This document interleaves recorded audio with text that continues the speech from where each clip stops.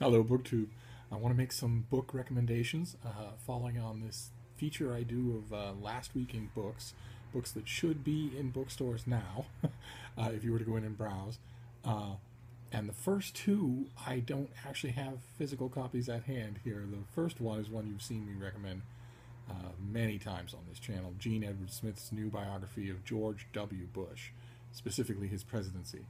Uh, it, I'm sure you'll be familiar with the cover, but I highly recommend the book. It'd be the last time I talk about it, but it, it is history's first word on President Bush. I don't think it's history's last word, but it's an amazingly nonpartisan book.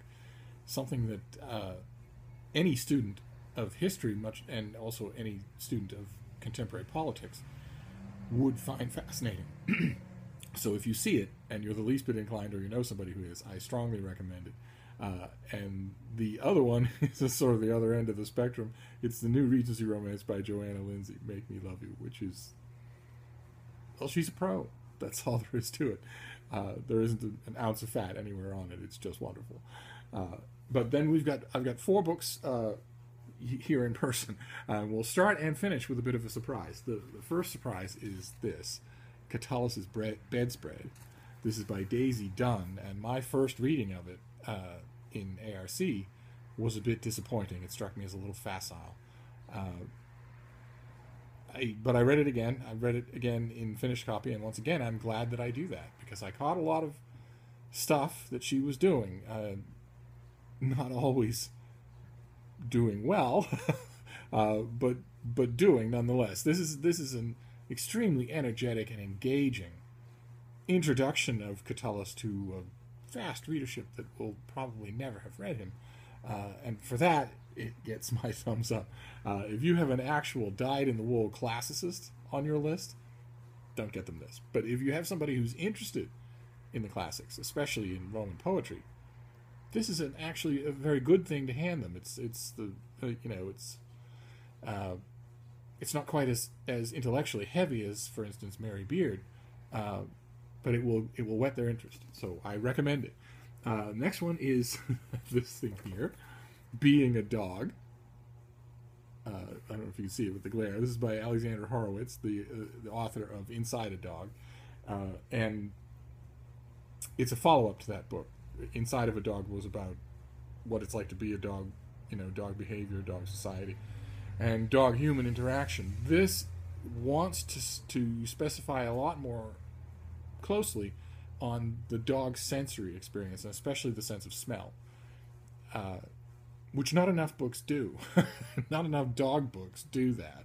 They don't take into account what it would be like if you were dealing with another species that had one sense that was 50,000 times greater than your equivalent of that sense. Not 50 times greater, not 1,000 times greater, 50,000 times greater.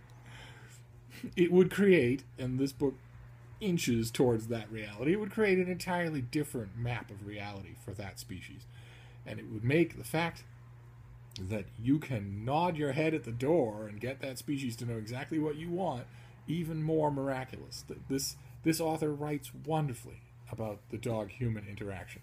So I strongly recommend Inside of a Dog, the first book, if you haven't read it, especially if you're a dog person. But I highly recommend this one too.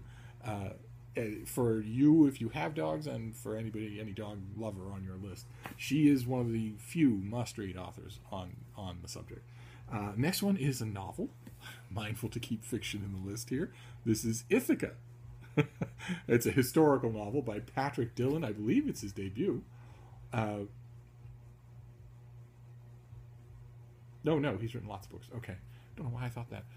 It's the story of Telemachus, the teenage haughty son of Odysseus, who stays in Ithaca and grows up for the whole time that Odysseus is at Troy and then wandering on his way home.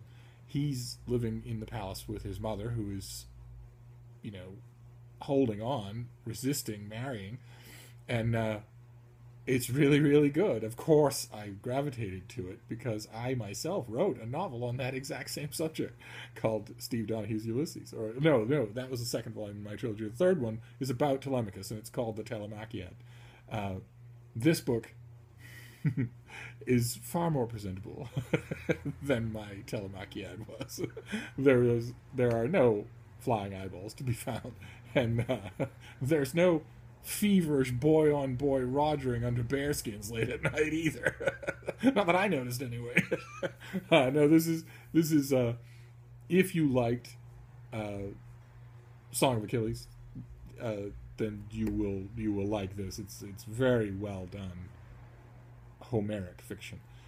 So if you see it and that's up your alley, yeah, you have my recommendation. And the last book that we have today is the second of my surprises, and that is Oliver Helms's Franz Liszt, his one-volume biography of the great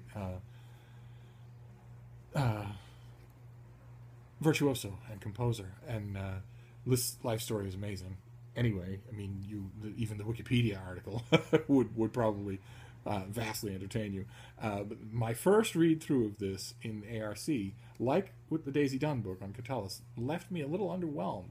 I've read some fantastic books on this in my life, and this one just didn't seem to measure up to them. And I was about 10 pages into reading the finished copy, that I, sort of stopped and told myself, well, it isn't trying to measure up, and it isn't trying to do what those other books did.